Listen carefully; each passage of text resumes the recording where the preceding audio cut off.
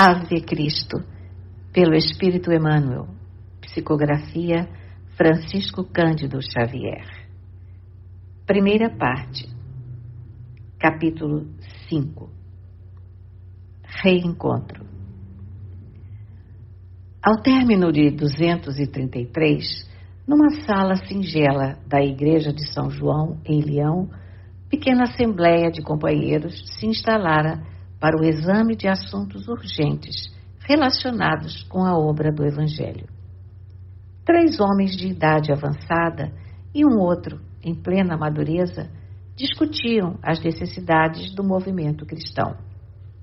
O Império vivia assolado por uma peste que procedia do Oriente, fazendo vítimas inumeráveis. Em Roma, a situação era das mais graves. A epidemia penetrara as Gálias e a comunidade cristã em Leão mobilizava todos os recursos para amenizar os problemas do povo. O mais jovem integrante do conjunto era o irmão Corvino, que advogava a causa dos enfermos abandonados e infelizes. Se desprezamos o próximo, comentava ele, inflamado de confiança, como atender ao nosso mandato de caridade? Cristianismo é viver o Espírito do Cristo em nós. Vemos no estudo das narrativas apostólicas que as legiões do céu se apossam da terra em companhia do Senhor, transformando os homens em instrumentos da infinita bondade. Desde o primeiro contato de Jesus com a humanidade, observamos a manifestação do mundo espiritual que busca nas criaturas pontos vivos de apoio para a obra de regeneração. Zacarias é procurado pelo anjo Gabriel, que lhe comunica a vinda de João Batista. Maria Santíssima é visitada pelo mesmo anjo que lhe anuncia a chegada do Salvador. Um enviado celeste procura José da Galileia, em sonho, para tranquilizá-lo quanto ao nascimento do Redentor. E erguendo-se o Mestre Divino entre os homens, não se limita a cumprir a lei antiga, repetindo-lhe os preceitos com os lábios. Sai de si mesmo e coloca-se ao encontro das angústias do povo. Limpa os leprosos da estrada. Estende mãos amigas aos paralíticos e levanta-os. Restitui a visão aos cegos. Reergue Lázaro do sepulcro. Restaura doentes. Reintegra as mulheres transviadas na dignidade pessoal. Infunde aos homens novos princípios de fraternidade e perdão. Ainda na cruz, conversa amorosamente com os 2 malfeitores, procurando encaminhar-lhes as almas para o mais alto.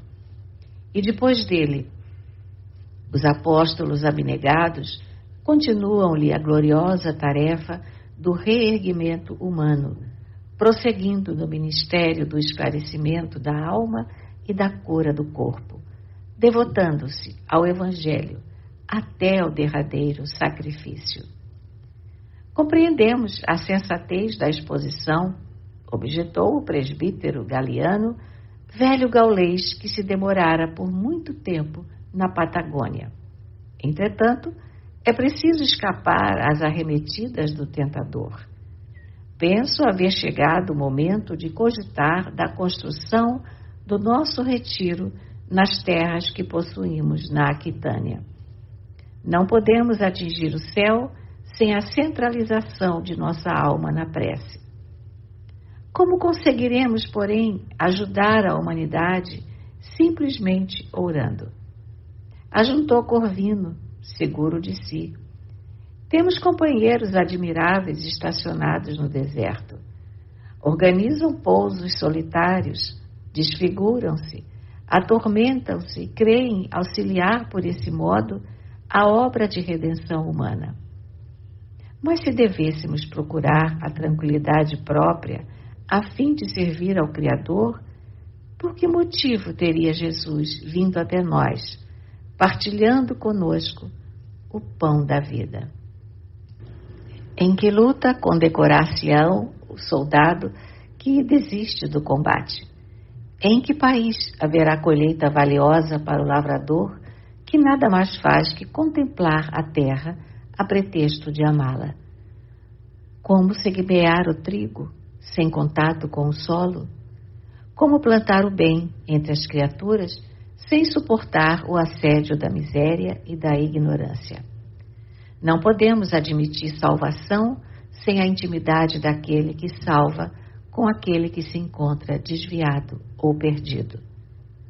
Ante a pausa que se fez espontânea, Galiano considerou: as tuas ponderações são mais que justas, mas não podemos concordar com o pecado e nem permitir que as almas desprevenidas dele se aproximem.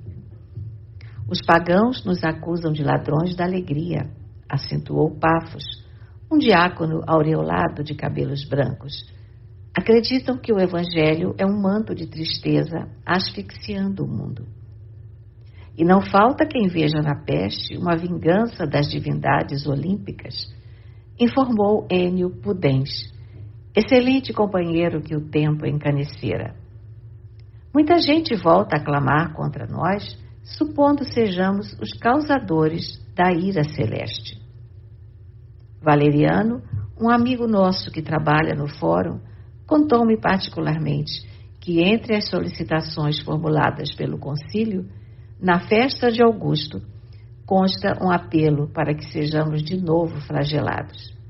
E afirmou que a execução de semelhante pedido vem tardando porque o imperador Alexandre Severo não está suficientemente seguro. Galiano sorriu e acrescentou: mais um motivo para o insulamento dos que pretendem adorar a Deus sem a perturbação dos homens.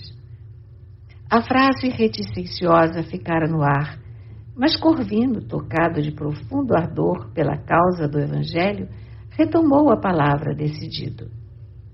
Veneráveis irmãos, admito não nos caiba o direito de interferir na resolução dos que buscam a solidão. Contudo, creio não devamos incentivar o movimento que podemos classificar por deserção. Estamos numa guerra de ideias.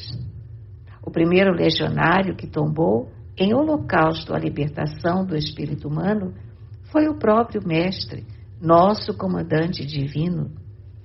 Desde a cruz do Calvário, nossos companheiros em vasta frente de valoroso testemunho sofrem o martirológio da fé viva.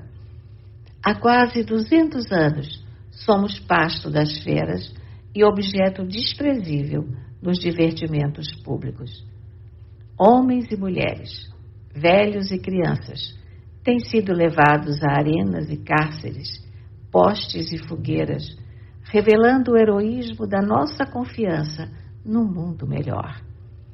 Não seria lícito trair-lhes a memória. Os adversários de nossa causa têm-nos como amargurados portadores da indiferença pela vida. Mas é que ignoram a lição do benfeitor celeste que nos indicou no serviço da fraternidade a fonte do verdadeiro bem e da perfeita alegria.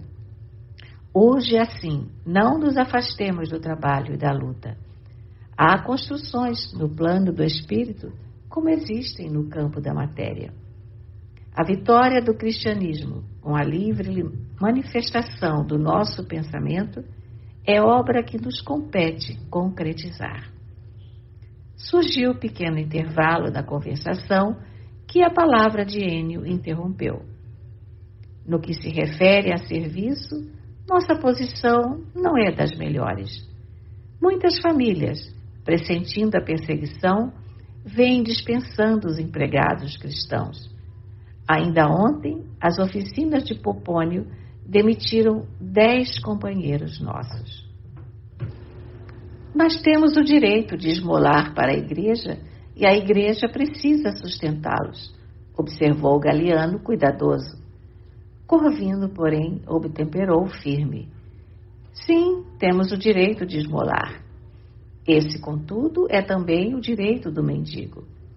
Não nos cabe, segundo nos parece, olvidar a produção de benefícios para o mundo. Temos terra disponível, sob a responsabilidade de vários irmãos. O arado não mente. Os grãos respondem com fidelidade ao nosso esforço. Podemos trabalhar. Não devemos recorrer ao concurso alheio, senão em circunstâncias especiais. Não seria aconselhável manter a comunidade improdutiva. Cabeça vaga é furna de tentações. Creio em nossa possibilidade de auxiliar a todos através do esforço bem dirigido. O serviço de cada dia é o recurso de que dispomos para testemunhar o desempenho dos nossos deveres diante dos que nos acompanham de perto.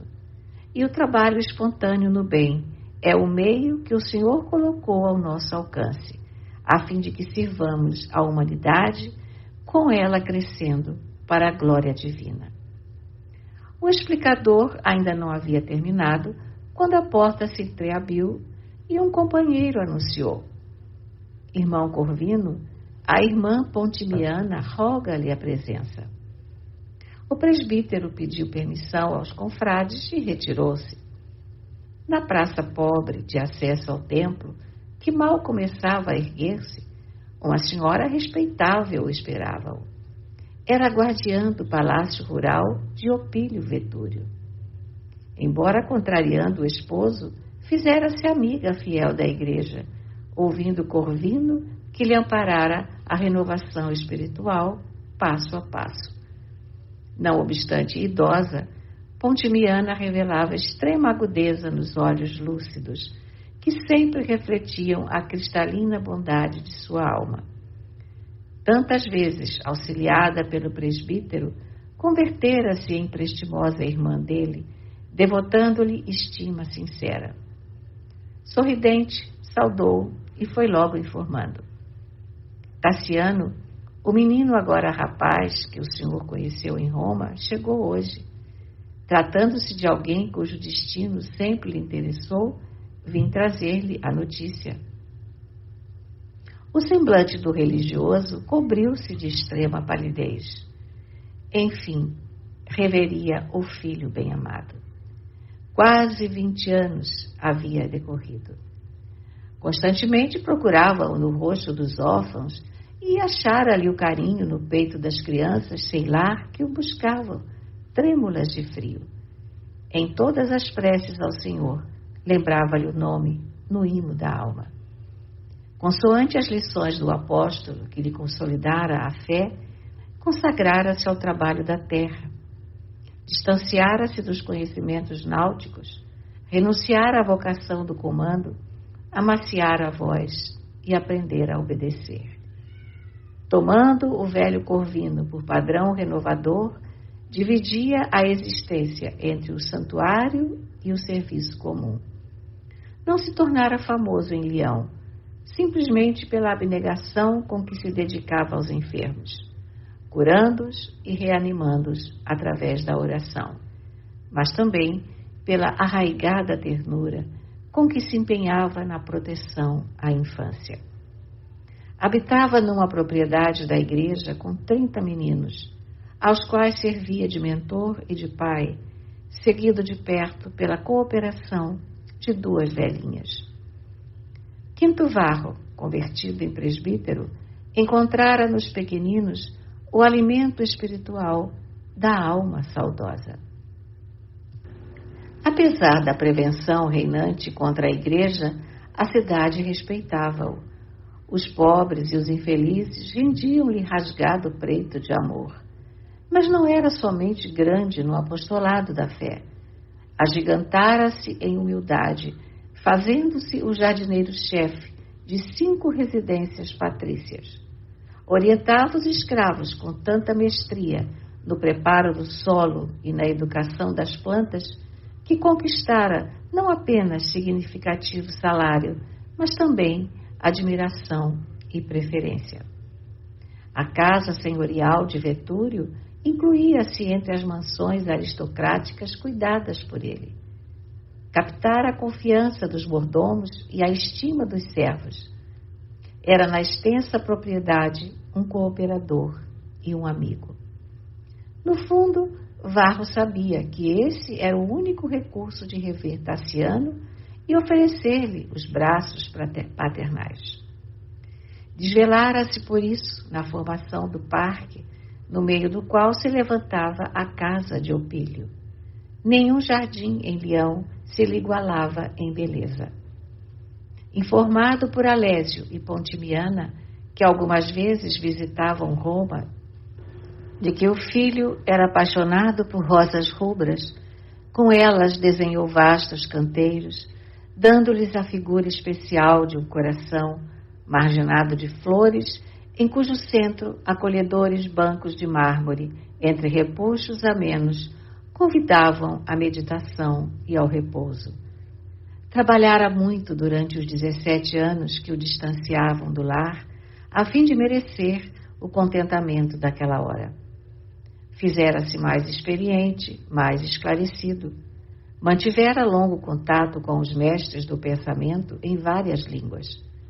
Sobrenadara a corrente de aflições do próprio destino e procurara vencer todos os percalços para comparecer, ainda que para sempre anônimo e irreconhecível, diante do filho incessantemente lembrado, com a dignidade do homem de bem. Como fazer face à surpresa daquela hora? Teria forças para abraçar Tassiano sem comprometer-se? A voz de Pontimiana veio arrebatá-lo da obcecante reflexão. Irmão Corvino, o senhor sente-se mal, porventura?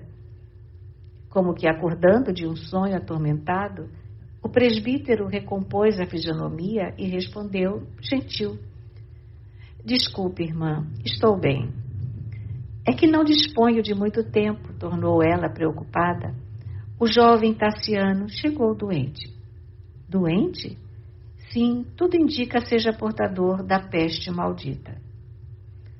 E ante o coração paterno, amargamente surpreendido, continuou: Vim até aqui, não somente para o comunicado, mas também para rogar-lhe o concurso.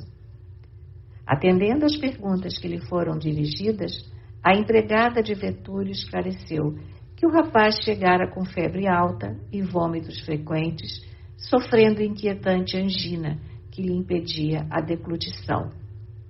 Os escravos que lhe formavam o séquito adiantavam que o moço parecia muito acabrunhado na viagem, piorando, entretanto, somente na véspera, horas antes de alcançarem a cidade. Ela e o marido haviam movimentado todas as providências.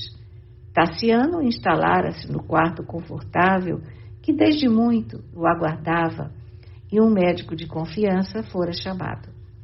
Não conhecia ainda os efeitos da inspeção, todavia, resolvera pedir-lhe ajuda imediata em razão da experiência que ele, Corvino, adquirira nas tarefas assistenciais que abraçara junto dos pestosos.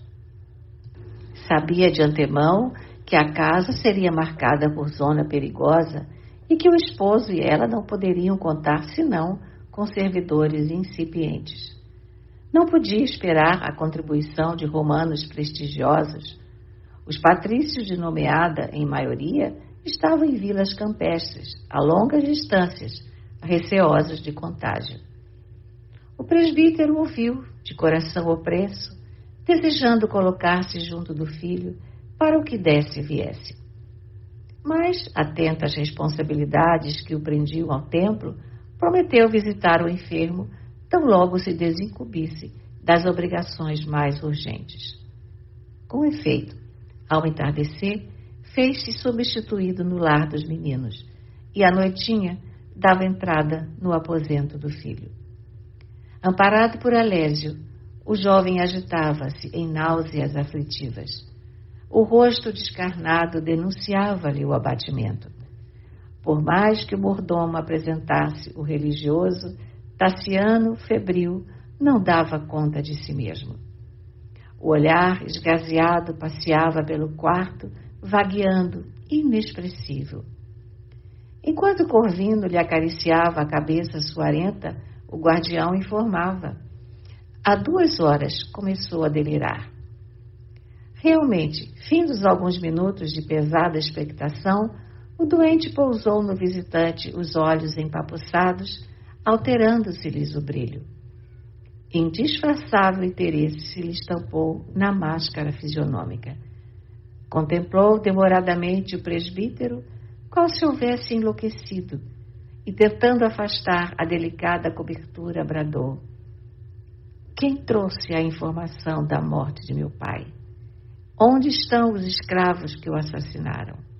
Malditos, todos serão mortos. O benfeitor dos enfermos, colhido a queima-roupa por semelhantes palavras, recorreu à prece para não trair-se. Pálido e semi-aterrado, orava em silêncio, enquanto Tassiano, como se entrevisse a realidade nos desvarios da febre, prosseguia gritando: conduzamos a galera até Cartago. Não posso recuar. Conhecerei a verdade por mim mesmo. Faremos um inquérito.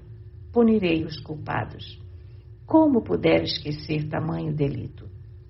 Disse-me Opílio que há muitos crimes na sombra e que a justiça é incapaz de todos os reajustes. Mas serei o vingador do meu pai. Quinto Varro será reabilitado. Não perdoarei a ninguém. Aniquilarei todos os patifes. Preocupado, talvez, com a estranheza do irmão Corvino, o esposo de Pontimiana falou-lhe reservado. O rapaz, fora de si, lembra-se do pai assassinado faz muitos anos por escravos nazarenos na embarcação que o conduzia para a África em missão punitiva. E provavelmente porque o interlocutor apenas se manifestasse através de monossílabos, acrescentou: Quinto Varro era o primeiro marido da patroa. Consta que viajava rumo a Cartago, incumbido de providenciar o castigo de vários cristãos insubmissos, quando foi apunhalado por servidores irresponsáveis e inconscientes.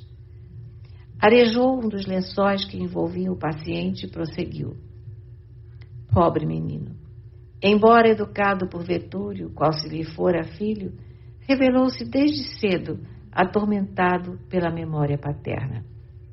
Em seguida, baixou o tom de voz e, abeirando-se cuidadoso do presbítero, observou, deixando-lhe perceber o constrangimento com que o recebia na intimidade. A morte de Varro acirrou na família, como é justo, o ódio ao cristianismo. Tassiano foi criado pela genitora na extrema veneração às divindades. A senhora costuma dizer que preparou o filho para combater a mistificação galileia e não oculta o propósito de fazê-lo sustentáculo da munificência imperial. Respeito, assim, a sua cooperação, na qual Pontimiana deposita a maior confiança. Contudo, sinto-me no dever de rogar-lhe cautela, a fim de que o rapaz não se sinta ofendido em seus princípios. O abnegado irmão dos pobres não se surpreendeu com a observação.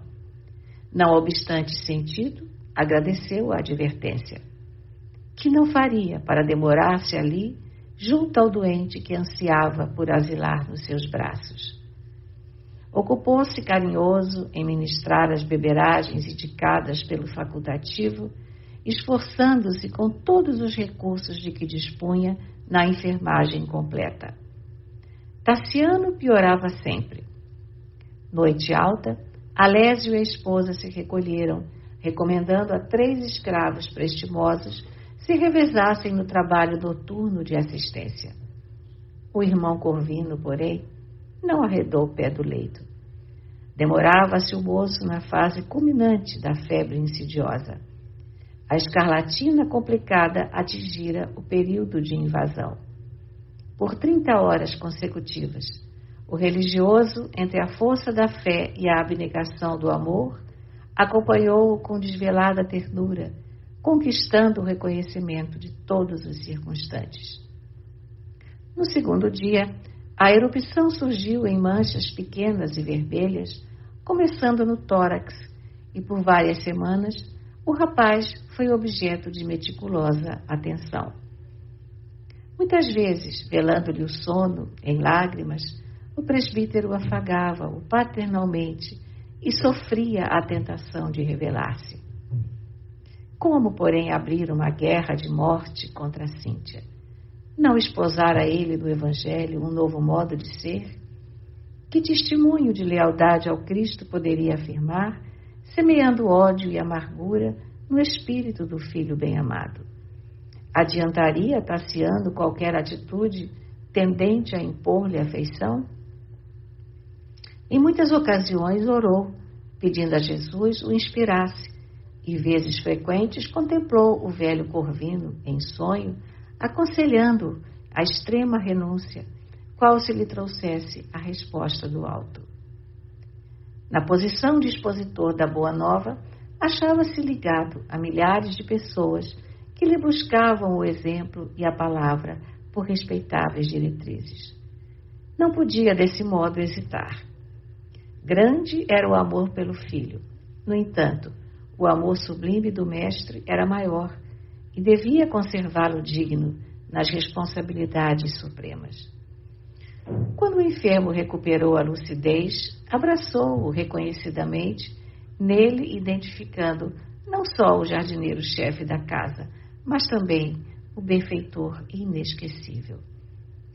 Sentindo-se infinitamente atraído para aquele homem humilde que o visitava perseverante, Tassiano apreciava entreter-se com ele por longas horas em explanações sobre ciência e arte, cultura e filosofia. Ligavam-se nos mesmos temas e nas mesmas preferências. Discutiam Virgílio e Lucrécio, Lucano e Homero, Epicuro e Timeu de Locros, Sêneca e Papiniano, com análogos pontos de vista. Todavia, como se temessem perder a fascinante comunhão em que se mergulhavam, pareciam linhas paralelas em religião. Evitavam sistematicamente qualquer comentário em matéria de fé. Amparado pelo amigo, o rapaz já conseguia efetuar vários passeios no parque enriquecido de suntuosa vegetação. E ali, à sombra de vigorosos abetos ou entre giestas em flor, entabulavam preciosas conversações, sorridentes e felizes, à maneira dos antigos helenos que preferiam a permuta de avançados conhecimentos no santuário da natureza. Certa feita, espicaçado pela curiosidade, Tassiano indagou quanto às razões do seu insulamento na Gália, quando poderia ser em Roma festejado o professor. De onde vinha e por que se condenara à obscuridade colonial? Relutante, Corvino confessou que nascera na metrópole dos Césares, mas apaixonara-se pelo serviço junto à comunidade gaulesa e vira-se preso por fortes laços do coração. Que trabalho, contudo, encarecer-te-ia em Leão a ponto de esquecer-te? Perguntou o jovem com espontâneo carinho. Admito que os herdeiros da glória patrícia não deviam abandonar a educação aos escravos.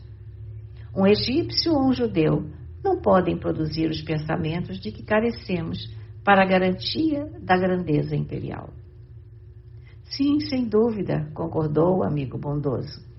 Entretanto, acredito que também as províncias nos reclamam acurado interesse. O mundo está repleto de nossos legionários. Possuímos forças incorrigíveis de civilização em todas as frentes. Nossos imperadores podem ser proclamados em variadas zonas da terra. Em razão disso, não podemos olvidar a necessidade de instrução em todos os setores.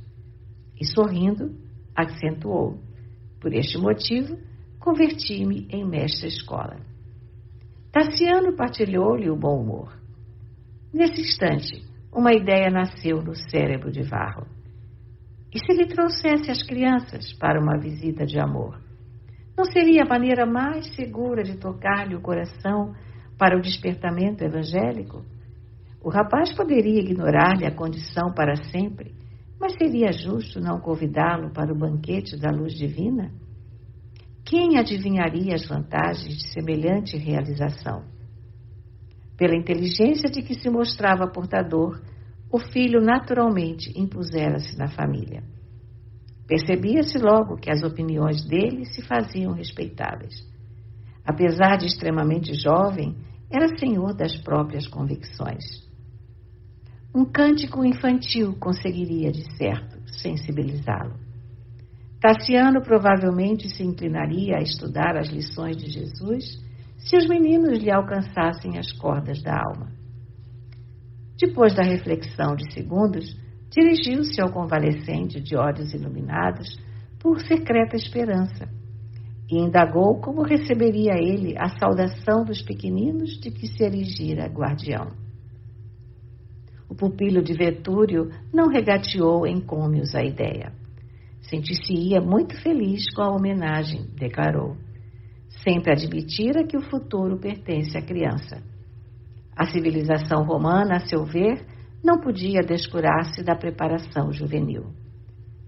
No dia previamente marcado, o próprio Tassiano, com o auxílio de Alésio e da mulher, organizou na encantadora Praça das Rosas Rubras, deliciosa criação de Corvino, o ambiente festivo da recepção.